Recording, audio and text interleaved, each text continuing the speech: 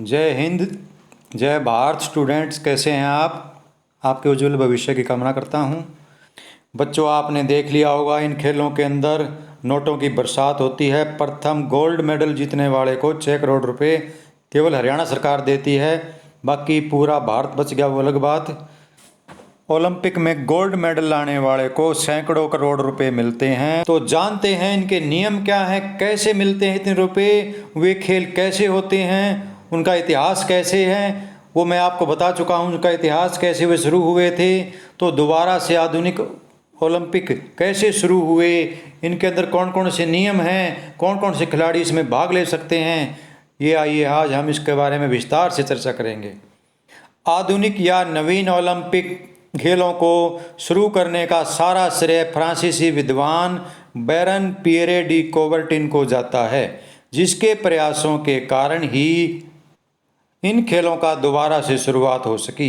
उन्होंने इन खेलों को दोबारा शुरू करने के लिए 18 जून 1894 को पेरिस में सम्मेलन आयोजित किया, जिसमें उन्होंने अपने खेल से संबंधित योजनाओं को 11 देशों के प्रतिनिधियों के सामने प्रस्तुत किया। सम्मेलन द्वारा उनके प्रस्ताव को स्वीकार कर लिया गया।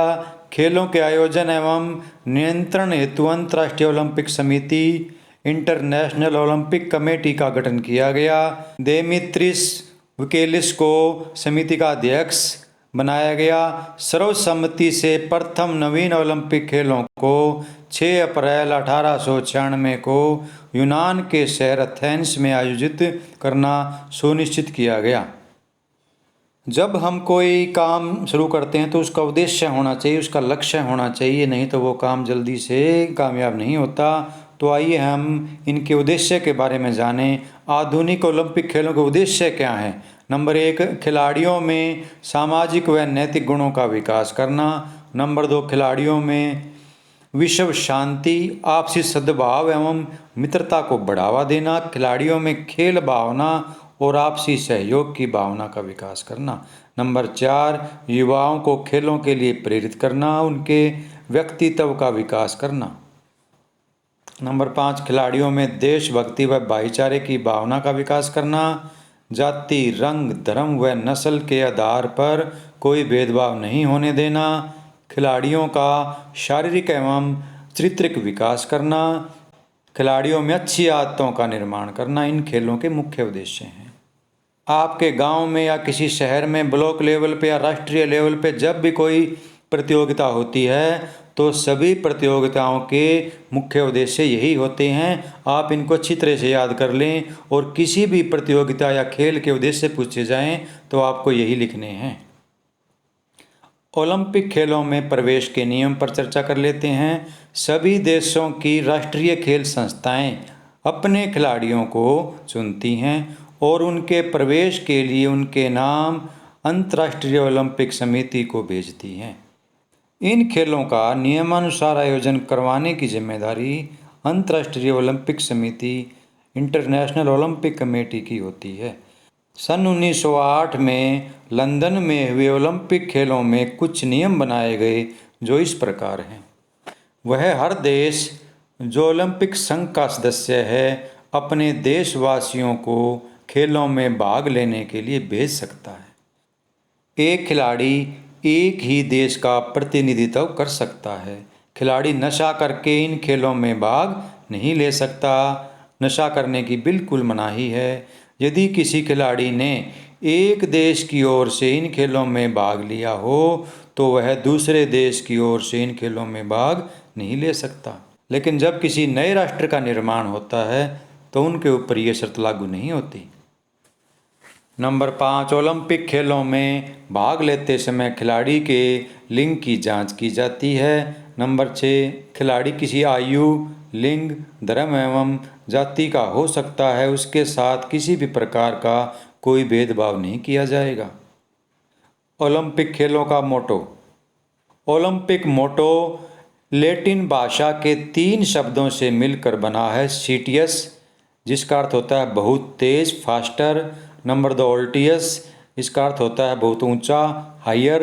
नंबर 3, फोर्टियस, फोर्टियस का अर्थ होता है बहुत शक्तिशाली, स्ट्रोंगर। इस मोटो का अर्थ है बहुत तेज दौड़ना, बहुत ऊंची कूद लगाना और बहुत जोर शक्ति से गोला फेंकना या थ्रो करना। यह शब्द खिलाड़ियों में उत्साह व जोश भरते हैं और वे अच्छा प्रदर्शन करने के लिए प्रेरित होते हैं। खेलों में भाग लेने से पहले खिलाड़ियों को सौगंध दिलाई जाती है। वो सौगंध क्या है, इस पर भी हम चर्चा कर लेते हैं। इसके बारे में भी आपसे पूछा जा सकता है। हम सौगंध लेते हैं कि हम इन ओलंपिक खेलों में सच्चे खिलाड़ीपन की भावना से भाग लेंगे तथा अपने देश के सम्मान एवं खेलों के गौरव के लिए इन खेलों के सारे नियमों का आदर एवं पालन करेंगे। को ये आपको 5 छल्ले दिखाई दे रहे हैं जो एक दूसरे से जुड़े हुए हैं। एक दूसरे से जुड़े होने का अर्थ है भी सभी देश आपस में प्रेम और मित्रता का जो संदेश देते हैं, आपस में भाईचारे का संदेश देते हैं, सभी आपस में मिलजुल कर रहते हैं। तो ये भी प्रश्न कई बार पूछा जाता है, तो आप यहाँ पे याद करें इनको। ये नीला रंग देख रहे हैं आप, पहला नीला रंग आप देख पा रहे हैं। नीले रंग का चक्कर जो है ये यूरोप महाद्वीप का प्रतीक है। उसके बीच में आप काले रंग का चक्कर देख रहे हैं जो अफ्रीका महाद्वीप का प्रतीक है। लाल रंग अमेरिका महाद्वीप का प्रतीक है। एशिया का जो चक्कर है वो पीले रंग का है। हरा चक्कर ऑस्ट्रेलिया का प्रतीक है क्योंकि वहाँ पे हरियाली ज़्यादा है। ओलंपिक ध्वज के बारे में भी आपसे एग्जाम में पूछा जा सकता है, इसलिए इसको भी ध्यान से याद कर लें। बैरन पियरे डी कोबर्टिन के सुझाव पर सन 1913 में ओलंपिक ध्वज का निर्माण किया गया और सन 1914 में इसे जारी किया गया। ओलंपिक ध्वज को सर्वप्रथम सन 1920 में बेल्जियम के एंटवर्प शहर में आयोजित हुए खेलों में फहराया गया सबसे पहले। ये भी आपसे 1 नंबर का पूछा जा सकता है। सर्वप्रथम कब फहराया गया, तो आपको लिखना है 1920 में। कहाँ फहराया गया?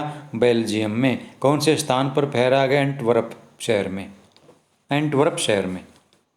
यह ध्वज सफ़ेद रंग का होता है। इसमें 5 चक्कर या छल्ले परस्पर आपस में जुड़े हुए होते हैं।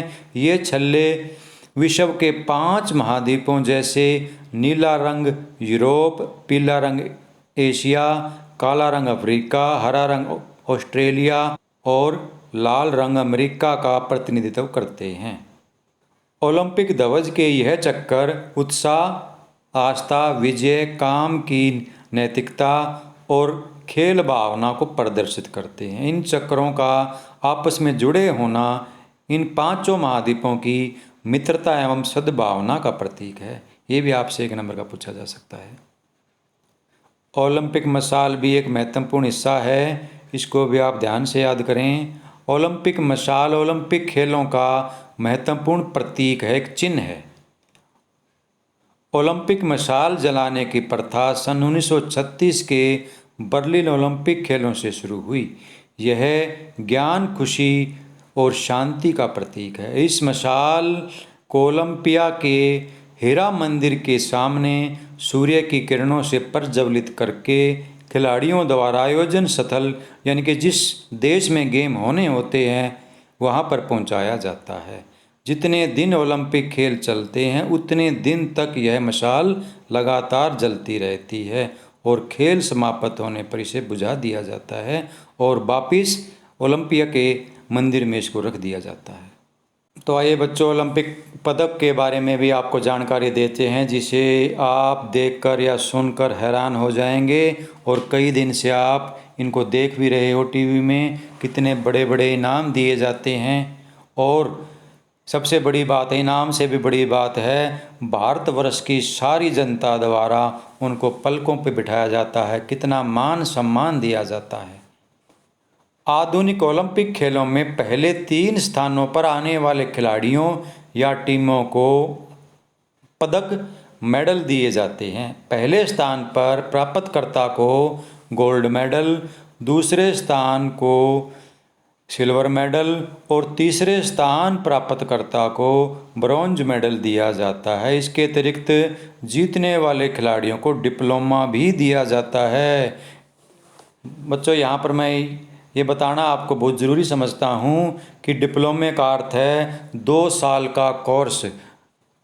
फिजिकल एजुकेटर बनने के लिए, शारीरिक शिक्षक बनने के लिए हमें 2 वर्ष का डिप्लोमा लेना पड़ता है, 2 साल तक पढ़ाई करनी पड़ती है। लेकिन क्योंकि ओलंपिक के अंदर जाने के लिए बहुत सारी परिश्रम और मेहनत करनी पड़ती है, तो इसलिए उन बच्चों को जो इसमें गोल्ड मेडल जीत के लाते हैं या कोई भी मेडल जीत के लाते हैं, उनको यह डिप्लोमा दिया जाता है ताकि वे अपनी रोजी रोटी कमा सकें, अपने परिवार और अपना जीवन निर्वाह कर सकें। क्योंकि हर देश में उतना इनाम नहीं दिया जाता जितने पैसों की बरसात भारत में होती है।